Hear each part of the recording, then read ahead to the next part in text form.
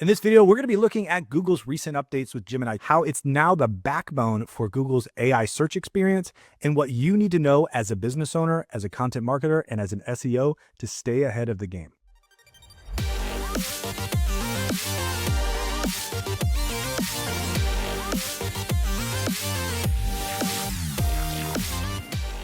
Like we talked about in the intro, we're going to be looking at overviews in Gemini 2.0, how Google has integrated this new technology into Chrome, and more specifically, really being the engine behind AI mode, overviews, and the future of search.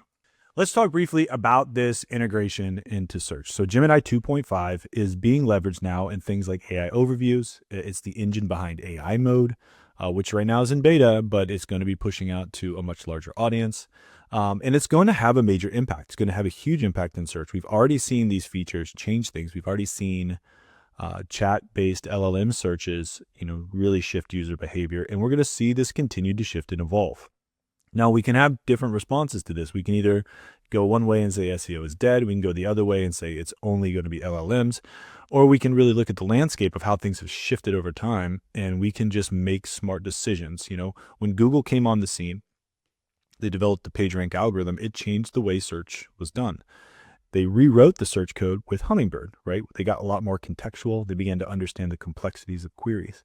Then they laid things into the search engines like RankBrain, which fundamentally shifted how they understood queries. And this is just a natural progression as technology evolves, as information understanding evolves, especially from a computer side. We're going to leverage those things to find new ways to educate people. So while things are changing, they're not going to be the same. I think there's some really cool opportunities. We are going to see enhanced AI overviews. There's going to be improvement in those, hopefully. The AI mode is a completely new way to search and browse the internet, and it in some ways may meet this whole like app focused, cell phone focused first culture that we have with most people working on their devices, as well as research side of things with people really embracing these LLMs to do deep research. But it also has major impacts for SEO, content marketing, and business visibility. So let's talk a little bit about those. So here's some of the impacts of SEO. And you can tell this is an AI generated image because it forgot to put the dash between at A and T. But here's some of the things that we're seeing, right? Shifting click-through rates. This is nothing new. We've been seeing this over the last few years with things like featured snippets, with a lot of other features. When it comes to e-commerce, we've got the whole product features now embedded that's linking more to your Google merchant listing than it is your website. So we can continue to see, and we should expect to see a decrease in organic CTR, specifically for informational queries. That's where we see most of these types of AI features. Your EEAT is going to be extremely important. You need to emphasize your experience, your expertise, you know what you're talking about, you have authority, and that you're trustworthy in the space. And then long-tailed keywords are going to be helpful. As people shift and their behavior evolves, we're seeing a lot longer or conversational type queries.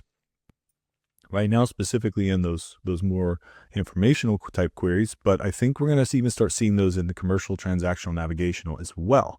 So understanding how users are leveraging these language models in order to find the answers. Really, they don't understand it as a language model. They're looking for an answer. So what are the types of questions they're asking? Those things don't change, but the length of those keywords and how we look at these from a broader perspective may need to shift. We will likely see continued decreases in clicks. That's just a result of these new search features. Zero-click searches are something that's going to become more and more common, especially with AI mode. People may not need to make that second click into a site. They may just ask a different question to the results as they dive deeper in. And then those areas where we do have featured snippets, they're going to be very competitive. We're going to see a lot more intensity, and it's going to be very, very important. Again, those don't always result in clicks. When you do get a click from this, I can say from the research I've seen, at least so far from our own sites, and I can validate that this has been happening in other spaces as well, when you do get a click from an AI overview or a featured snippet, they do tend to stay on your site logger and engage a little bit deeper. And one site we just looked at, they were engaging at a 4 times higher rate than a just regular visit. So there are some benefits here if you can drive a user to your site. But the reality is that CTR isn't going to be that metric that's going to make as much sense. Clicks are going to look different in the future. Impressions aren't really a sign that businesses are looking for from like a main KPI, but it is helpful for visibility. But we're going to have to really think differently about click-through rates and what that actually means, and then tracking the user behavior after that. Again, leveraging EEAT. You need to understand the importance of this. I know people have been talking about it for a long time. It used to be EAT, and now we've added another E. These signals are very important, and you don't have to be a massive company in order to have expertise, in order to have authority, in order to have experience or trustworthiness. You just need to show it. So these could be areas like your author profiles, your business history, linking all these other sources where it shows that you know what you're talking about and you're citing your information. It's very important. Keyword strategies, right? Being more broad, nuanced queries. Specific long-term queries may still drive traffic, but you still want to optimize for specific needs around what the users are looking for. So expand your ideas a little bit further. Really look at how people are asking these questions and interacting within the search engines as well as the language models. And one way to do that is think about your business, the conversations you're having with people.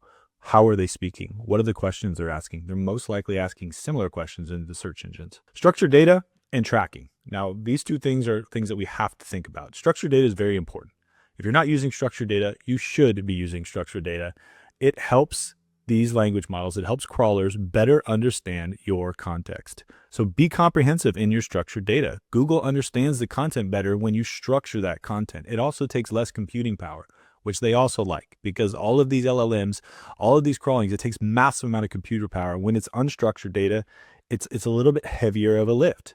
So make it easier for those crawlers to understand your site by leveraging structured data, structuring your information in a way that's going to help people find it. But more importantly, in this instance, what we're talking about is that the machines can better understand it. We may see new ranking factors. We don't know yet, but there could be new ranking factors that are specifically related to content that is more suitable for AI summarization. And it could be linked to that structured content. Like, this is just a hypothetical, but we're going to continue to see these things evolve. Now, one of the issues that has been brought up when it comes to AI mode is tracking. Now, when Google is rolling it out right now in their beta, it is sending a non-refer linked URLs. What that means is they're not passing attribution to websites. So anybody coming from an AI overview right now is being seen as direct traffic. Now, Patrick Stocks at Ahrefs did a study on this, and I'll link to that below, and it's pretty interesting. And he says that attribution obviously is important, and we don't have it yet. There's this lack of tracking available, so it's going to be very difficult to measure AI mode's true impact on website traffic right now. So pay attention to your direct traffic. Pay attention to the pages that they're entering on through direct traffic. You know, we've known for a while that GA4 is not perfect. Attribution is not perfect. Even with the zero-click searches, we don't always get full attribution. And you've probably noticed a rise in your direct traffic. That's something that SEOs need to pay attention to, and not just say, well, it's somebody typing in the URL, because you may have this long URL string. There's no way that somebody typed that in. So they got to your site in one way or another. So pay attention to that direct traffic, because you're not going to be able to attribute it right now. Hopefully that changes in the future, but right now you can't attribute that traffic. So SEO and content are very much entangled. So what do we need to think about when we think about content? None of that has really changed. It really starts with comprehensive quality content. It needs to have content that directly answers the questions the users are looking for.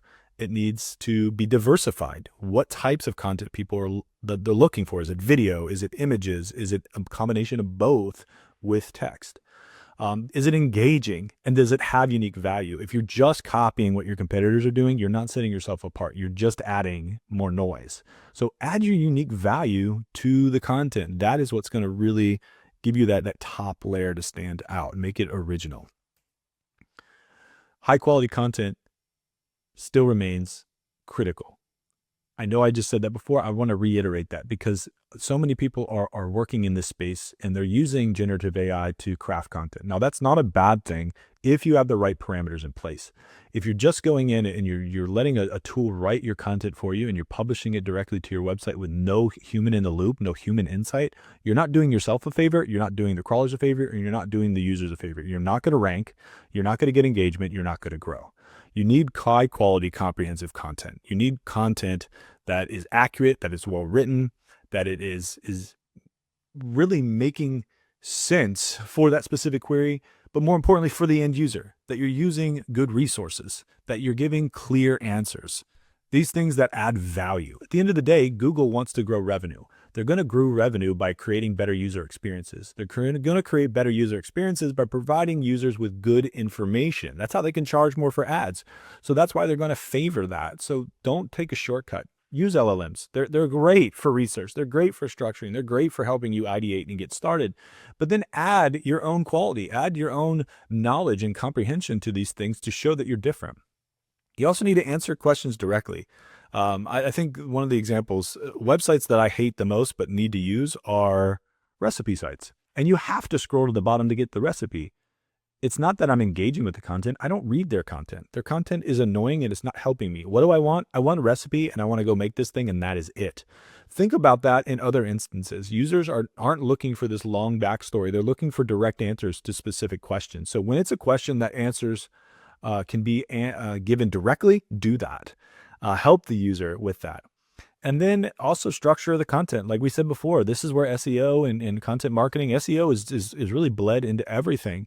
Structure your content so that it can be interpreted. Use clear headings, use bullet points, use concise language. This is kind of the human side of structuring. You want to structure it using structured data so that it understands the structured content from a machine side. And then you want to structure it for a human so it's easy to read, engage, and kind of scan through the content that makes most sense to them, that they can extract the information. So let's just do a really quick summary. I know this is a little bit longer video, but we need to begin to shift if you haven't already. I mean, this has been coming for a while. These language models are not new. They're just getting smarter. They're getting faster. Computational abilities are really expanding at a rapid rate. So AI search is here. It is changing. It is here. And this shift requires us to adapt our strategies and our focus. We need to look at how we create content, how we're addressing user intent, how we're optimizing for summarization, and how can we demonstrate ourselves as those experts. We need to adapt our strategy by diversifying our content, by delivering unique value propositions that can stand out in AI-driven search results. You need to embrace these changes. They're here. They're not, it's not going backwards. We're not going to have old Google. That's gone. The factors are different. Users are behaving differently. They're embracing this type of technology. And so we need to find ways to leverage that technology in order to build visibility, build our businesses, and to really connect with the people that need our products and services. Well, there we go. This is our brief overview of the recent updates that we just saw from Google I/O. And there's a lot more that's going to come out in the next few days, weeks, months, and years. AI is rapidly changing, and we need to be at the forefront, understanding what's happening in these technologies and how they impact our business and our strategies. If you have any questions about what we talked about, please comment below. We'd love to continue that conversation with you. Don't forget to hit subscribe. Don't forget to share this video if you found it helpful. And until next time, happy marketing.